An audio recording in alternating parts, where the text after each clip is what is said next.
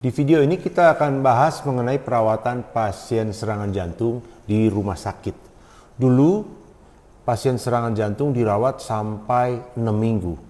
Dan itu pun angka kematian masih sangat tinggi dan juga angka kejadian serangan jantung ulangnya juga sangat tinggi. Nah, bagaimana di zaman modern ini pasien serangan jantung dirawat di rumah sakit dan bagaimana hasilnya, itu yang akan kita pelajari sama-sama di video kali ini.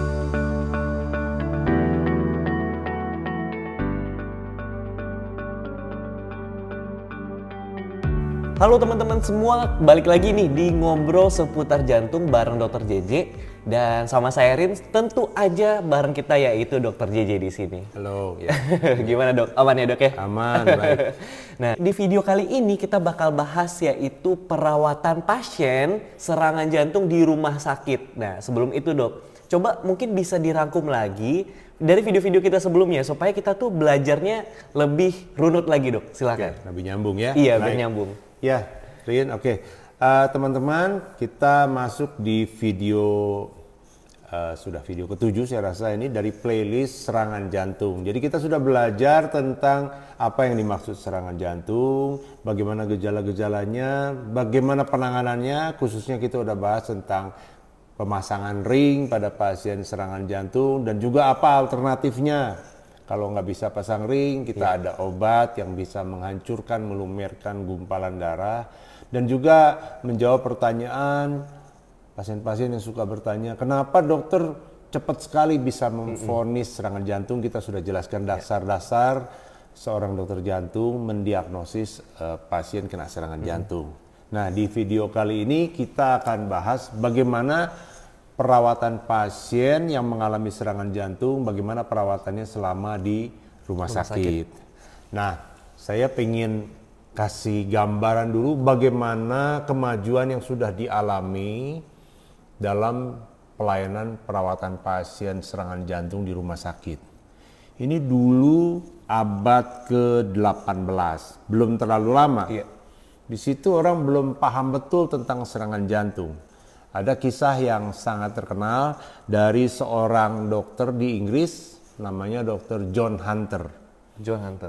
Dr. John Hunter ini suka ngalami keluhan yang kita sekarang udah tahu bahwa itu keluhan karena nyeri dada karena penyakit jantung koroner, karena tersumbat pembuluh darah atau penyempitan pembuluh darah. Tapi saat itu belum diketahui persis itu keluhan itu karena apa.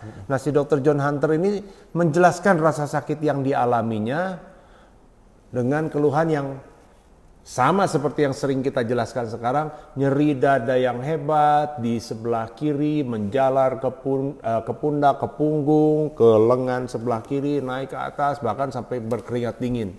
Dan secara spesifik Dr. John Hunter selalu mengalami keluhan itu setiap kali dia emosi. Jadi dokter ini, saya tidak tahu persis, tapi dalam literatur diceritakan kayaknya dokternya agak emosian begitu dan sering kalau ada hal-hal yang tidak setuju dengan koleganya, dia berdebat, lalu naik darah, lalu timbul nyeri dada seperti itu yang dia gambarkan, dia tuliskan, dia ceritakan, dan digambarkan sebagai namanya angina pectoris. Di situ kita kenal istilah angina pectoris, yaitu nyeri dada yang khas karena penyakit jantung koroner. Dan dia bilang, satu hari kalau kayak gini terus, mungkin saya akan mati mendadak kalau menghadapi orang-orang yang bikin saya emosi. Iya.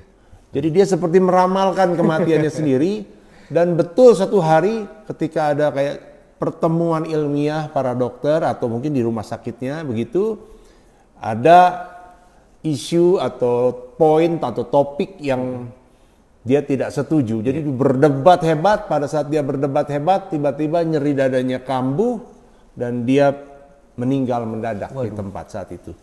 Nah, waktu itu diteliti atau diperiksa oleh rekan-rekannya, koleganya, dan akhirnya disimpulkan bahwa si Dr. John Hunter ini mengalami serangan jantung. Nah, ini baru abad 18 itu belum terlalu lama sebetulnya, baru 200-an tahun, dan baru disitulah kita mulai aware, mulai sadar tentang serangan jantung. Dan sejarah terus bergerak. Tahun 1955, ini apalagi nih, masih sangat baru ini. Belum terlalu jauh dari kita. Itu Presiden Amerika Serikat yang ke-34. Presiden Dwight Eisenhower namanya. Nah, presiden ini ngalami serangan jantung di usianya yang ke-65 tahun. Dan ini presiden yang kena serangan jantung, nggak main-main ini. Dan itu seluruh Amerika panik. Dokter-dokternya panik semua. Dan mereka menginginkan yang terbaik buat presidennya, mesti dijaga betul-betul. Presidennya dirawat selama 6 minggu. Nggak main-main, 6 minggu. 42, iya 42 hari bed rest. Dan itu lama banget itu. Ya, dan ini sekitar 70 tahunan yang lalu perawatan pasien jantung masih seperti begitu, ya serangan jantung. Nah, dan syukurnya si presiden ini selamat pada waktu itu, tetapi dalam hidupnya yang sampai dia berumur 79 tahun, dia masih mengalami lagi sedikitnya 7 kali serangan jantung. Dan itu memang cerita yang luar biasa ya. Saya pribadi kalau saya ingat, mungkin teman-teman dokter jantung juga kalau cerita pasien-pasien kena serangan jantung mungkin 2, 3 kali, 4 kali kali ya. Kalau sampai 7 kali masih selamat itu sudah luar biasa. Apalagi waktu itu kan obat-obatan dan penanganan jantungnya tidak semodern sekarang. Nah, dia mengalami 14 kali henti jantung. Jadi henti jantung, berhenti jantungnya ya. Dan itu pada tahun 62 baru ditemukan alat yang kita kenal sekarang, alat DC. Alat DC itu alat buat shock listrik yang dijebret lah, bangun lagi. Itu baru tahun 62 itu baru ditemukan. Dr. Bernard Lone namanya, tahun 62. Dan Presiden Amerika ini, Presiden Eisenhower ini adalah salah satu yang pertama dicoba pakai alat itu. Pada waktu dia kena serangan jantung, sempat 4 kali selama 1 kali perawatan rumah sakit dipakai alatnya, berhenti jantungnya, di shock, hidup lagi, di shock, hidup lagi 4 kali ya. Nah, ini cerita yang memang dramatis, tapi saya ceritakan ini maksudnya adalah untuk menceritakan betapa kontrasnya penanganan serangan jantung di tahun-tahun itu dengan kondisi sekarang. Sekarang pasien serangan jantung itu dirawat hanya butuh waktu hitungan hari. Dari 6 minggu? Dari 6 minggu. Bahkan sampai tahun 80 saja pasien serangan jantung masih dirawat sampai 2 mingguan. Nah, itu kalau kita bandingkan pada waktu tahun 55 itu kita belum mengenal yang namanya pasang ring, apalagi itu belum. Kita belum juga tahu ada obat yang bisa mengencerkan atau melumerkan gumpalan darah, itu belum ada. Tapi pakai obat pengencer darah secara suntik. Tetapi obat-obatan lainnya itu belum dikenal pada waktu itu. Nah, tahun 80-an perawatannya sudah turun jadi 2 mingguan. Pada waktu itu sudah ada namanya ICU, Intensive Coronary Care Unit, jadi perawatan koroner secara intensif. Tapi belum ada yang namanya pasang ring, pakai obat penghancur gumpalan darah, itu belum mulai waktu itu, ya. Tapi sudah ada obat pengencer darah yang disuntikan, ada obat pengencer darah yang diminum. Itu sudah banyak kemajuannya, angka kematian sudah mulai turun. Nah, zaman sekarang ini tentu sudah sangat banyak kemajuannya karena semua obat yang kita pakai sudah lengkap, ditambah ada tindakan pasang ring. Kalau nggak bisa pasang ring, bisa kasih obat penghancur gumpalan darah, sudah ICU, dan itu perawatannya jadi hitungan hari saja. Hitungan harinya berapa nih dok? Range-nya berapa? 3-5 hari kurang lebih. Nanti saya ceritain itu ngapain aja 3-5 hari itu. Sebelum dokter ceritain, beda nggak nih dok? Dulu mungkin lama itu supaya bagus banget hasilnya. Ini cuma 3-5 hari sebentar. Efeknya gimana dok? Enggak juga. Enggak juga? Jadi walaupun dulu lama banget begitu, tadi contoh yang presiden tadi, 7 kali dia bolak-balik kena serangan lagi. Walaupun sudah bed rest selama 42 hari. Dan itu sudah diteliti. Angka kematian, angka kejadian serangan jantung ulangnya dari tahun ke tahun tuh makin lama makin rendah. Dengan pola penanganan yang malah lebih cepat. Perawatan yang lebih singkat gitu ya. Nah, memang lama perawatan di rumah sakit itu dari pasien serangan jantung tidak semua sama karena tergantung dari kita melakukan namanya stratifikasi risiko pasien. Stratifikasi itu artinya kita nilai berat ringannya risiko pasien pada saat pasien datang ke rumah sakit serangan jantung. Sama-sama serangan jantung, tapi profil pasien bisa beda pada waktu datang. Jadi berat ringannya kondisi pasien tidak sama. Dan kita dokter-dokter ada tools, ada alat untuk menilai bagaimana risiko pasien. Nanti kalau teman-teman mau mencari itu di googling ya, namanya Grace Risk Score Calculator. Jadi ada kalkulator untuk menilai skala risiko pasien yang datang. Itu kalau skala risikonya rendah, maka angka kematian di rumah sakit itu tidak sampai 2%. Jadi dari 100 orang yang kena serangan jantung tidak sampai 2% yang meninggal di rumah sakit kalau risikonya rendah. Kalau risikonya sedang itu 2-5%.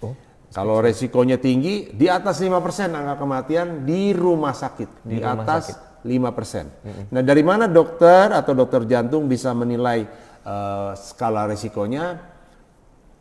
Penilaian yang cepat, yang sederhana bisa kita lihat. Yang pertama dari umur tambah tua, nilai resikonya tambah tinggi. Nanti tinggal dijumlahin tuh. Ya, kita masukin dalam kalkulatornya ada. Kalau tinggal googling aja. Itu website dok? Ya, website. Masukin aja umurnya. Nanti dia ngitung sendiri. Gitu.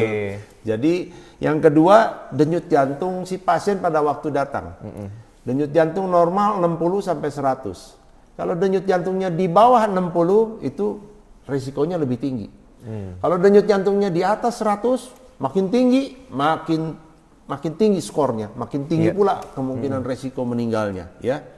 Kemudian juga tensinya normalnya di atas 100. Ya, kalau di bawah 100, nah itu makin resikonya makin tinggi, skornya makin tinggi dikasih, ya. Kemudian fungsi ginjal itu bisa kita periksa lewat pemeriksaan darah. Dari namanya kadar kreatinin. Nah, kalau kreatininnya di atas 1,3, biasanya kita kreatinin normal antara 1, 1,1 gitu. Nah, kalau di atas 1,3 itu skala resikonya makin meningkat. Kemudian dari penampilan si pasien pada waktu datang, ada kejadian henti jantung atau enggak. Tadi seperti cerita Presiden tadi, henti jantung berkali-kali. Itu luar biasa, udah henti jantung berkali-kali, masih selamat sampai umur 79. Tapi pada umumnya sih kalau datang henti jantung, itu resiko meninggalnya tinggi. Ya. Kemudian ada keluhan sesak napas atau tidak. Jadi kalau pasien datang, kita udah bahas bahwa pasien serangan jantung itu keluhannya nyeri dada yang utama. Belum tentu ada sesak napas. Tapi kalau dia nyeri dada disertai sesak napas, apalagi sesak napasnya hebat sampai pasiennya nggak bisa tidur berbaring, dia harus duduk, bahkan harus maju ke depan seperti begini sampai napasnya kedengeran. Bahkan kalau dokter-dokter jaga itu bisa dengar dari jauh napasnya gitu sampai berbunyi kayak disengaja napasnya. Gitu ya? Nggak disengaja, tapi karena dia betul-betul nggak tahan gitu. Napas sampai bunyinya sampai kedengeran begitu. Nah itu sesak nafas hebat. Itu skornya makin tinggi, tingkat resikonya makin tinggi ya. Kemudian yang lainnya itu dokter jantung yang menilai dari rekaman jantungnya, gambarannya kalau ada perubahan yang jelek kelihatan di situ. Dari kadar enzim jantung, ini kita udah bahas soal enzim jantung di video sebelumnya. Mungkin teman-teman kalau mau lihat itu di video sebelumnya tentang enzim jantung. Jadi faktor-faktor yang kita nilai tadi akan menentukan apakah pasien berisiko lebih tinggi atau tidak. Dan itu menentukan tentunya lamanya si pasien dirawat di rumah sakit. Tetapi kalau pasiennya semua skornya itu masuk dalam kategori yang rendah, di mana angka kematian di rumah sakit berarti kurang dari 2%, itu pada umumnya perawatannya tuh antara 3-5 hari tadi yang saya bilang. Jadi katakanlah ada pasien datang ke rumah sakit serangan jantung ini, khas, keluhannya khas, umurnya katakan 50-an gitu, tapi nggak sesek pasiennya, tensinya masih oke, denyut jantungnya masih oke, lalu dilihat, oh ini serangan jantung, lalu langsung dia lakukan pemasangan ring saat itu juga, dengan cepat begitu, nggak tertunda-tunda. Pasiennya 1 jam nyeri dada langsung ke rumah sakit, 1 jam kemudian sudah dilakukan pasang ring. Nah, itu kan cepat sekali. Pada umumnya seperti saya pernah cerita, pasien begitu dipasang ring, dia langsung enak, terus langsung, dok, saya pulang aja tuh udah enak, udah nggak apa-apa gitu, ya. Nah, kenapa nggak boleh pulang? Tentu ada alasannya. Kita tidak bisa memulangkan pasien karena ini bukan penyakit kaleng-kaleng, ini penyakit yang serius, jantungnya tidak dapat makanan selama beberapa jam tadi. Jadi kita harus merawat pasien. Jadi keluar dari ruangan kateterisasi habis dipasang ring, pasien harus dirawat di ruangan ICCU, Intensive Coronary Care Unit, ya, perawatan intensif untuk pasien koroner. Nah, tadi itu konsep perawatan intensif untuk koroner itulah sebetulnya yang juga banyak menurunkan angka kematian. Ini pada tahun 40 ya, tahun 40-an itu sekitar 40% pasien kena serangan jantung itu meninggalnya ya karena gangguan irama jantung. Nah, gangguan irama jantung itu denyut jantungnya jadi lari-lari, jadi kacau, jadi nggak beraturan, dan seketika itu juga denyut jantungnya langsung berhenti. Itu karena setelah dipasang ring jantung, bukan? Bukan, tahun 40-an kita belum pasang ring. Oh iya, bukan. Pasien kena serangan jantung, sebagai akibat dari serangan jantung, otot jantung yang rusak itu terus merangsang timbulnya gangguan irama jantung. Jadi gangguan irama jantung itu bisa timbul di jam-jam pertama sampai 24 jam, itu yang paling sering itu. Nah, jadi pasien walaupun dirawat, tapi karena tahun 40-an itu tidak ada ICCU tadi, pasien dirawat mungkin di ruang biasa, tidak ada monitor. Kalau sekarang mungkin Rin, kalau teman-teman kalau lihat ruangan ICU membedakan ruang ICCU dengan ruang biasa itu kan ada alat situ yang bunyi tut gitu ya. Itu monitor, itu kan dipasang ke sini rekaman jantungnya, itu ada gambaran EKG yang jalan terus gitu. Dan itu ada alarmnya. Kalau gambaran rekaman jantungnya itu denyutnya tidak beraturan, alarmnya akan bunyi, dan itu bunyi itu langsung di tempat perawat atau tempat dokter jaga di situ langsung kelihatan pasien ini gangguan irama jantung dan langsung segera dilakukan pertolongan. Nah, kalau tidak ada alat itu, pasien denyut jantungnya nggak beraturan, nggak kelihatan, ya karena nggak ada alat yang memonitor, dan seringkali pasien kalau ngalamin gitu mungkin udah nggak keburu ngomong, dia udah tiba-tiba udah berhenti napasnya. Jadi kalau tidak di ruangan ICCU, di ruangan biasa, nggak ada yang lihat, bisa meninggal mendadak di situ tanpa tertolong. Nah, jadi pasien itu tahun 40-an, sebelum tahun 60 ini nggak ada konsep ICCU, banyak sekali pasien yang meninggal gara-gara gangguan irama jantung yang mematikan seperti itu.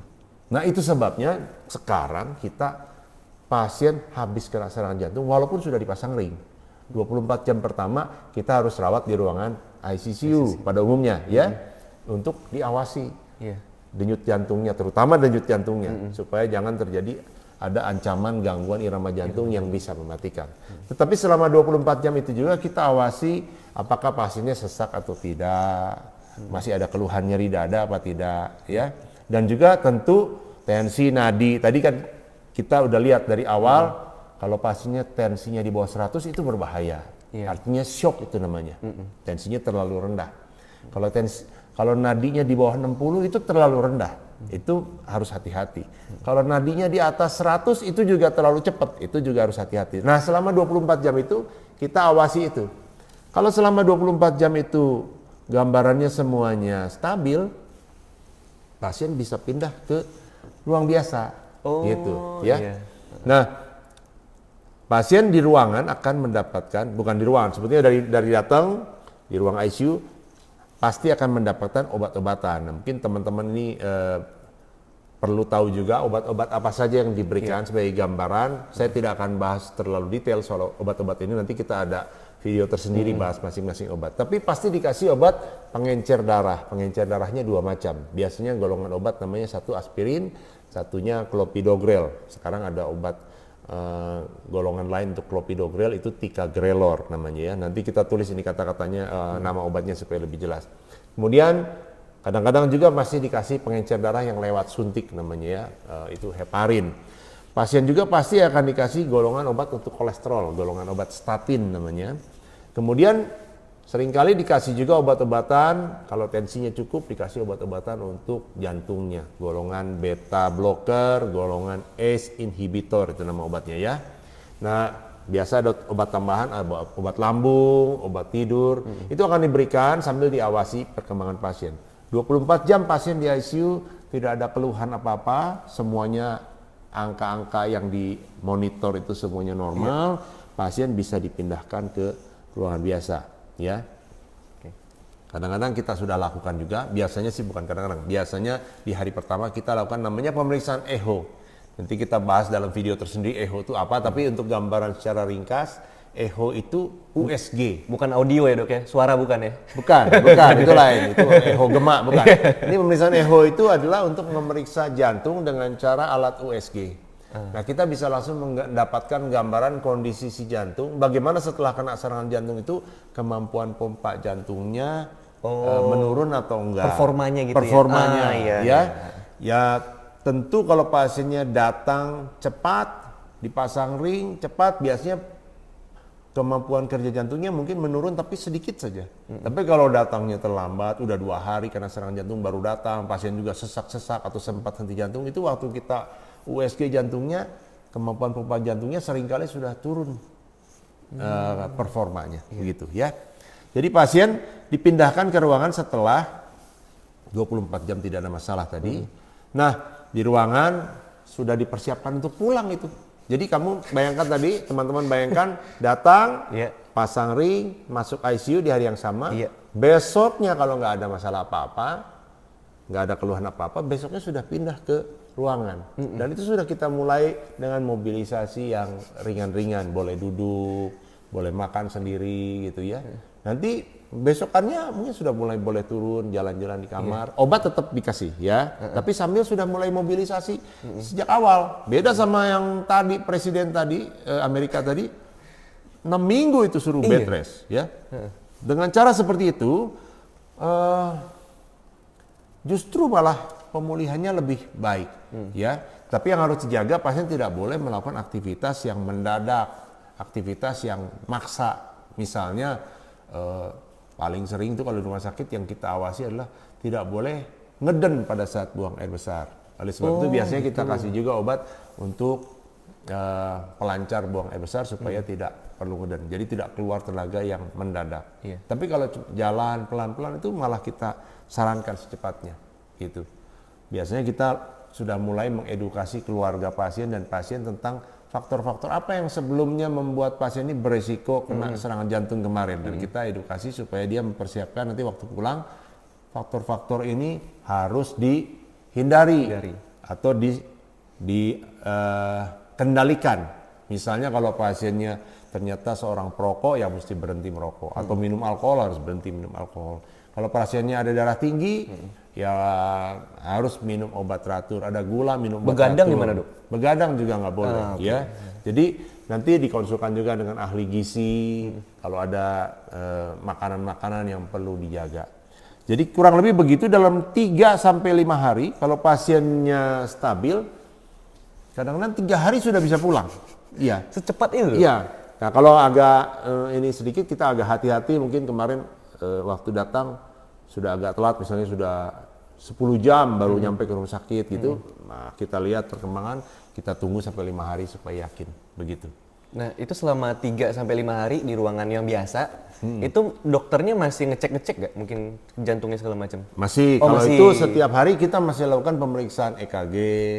Kita kalau masih diperlukan pemeriksaan darah, kadang kita masih lakukan pemeriksaan darah untuk memastikan. Ya, tapi kalau enggak juga enggak kita periksa. Kalau EKG biasanya kita periksa. EKG itu rekam jantung kita periksa. Dokternya masih visit.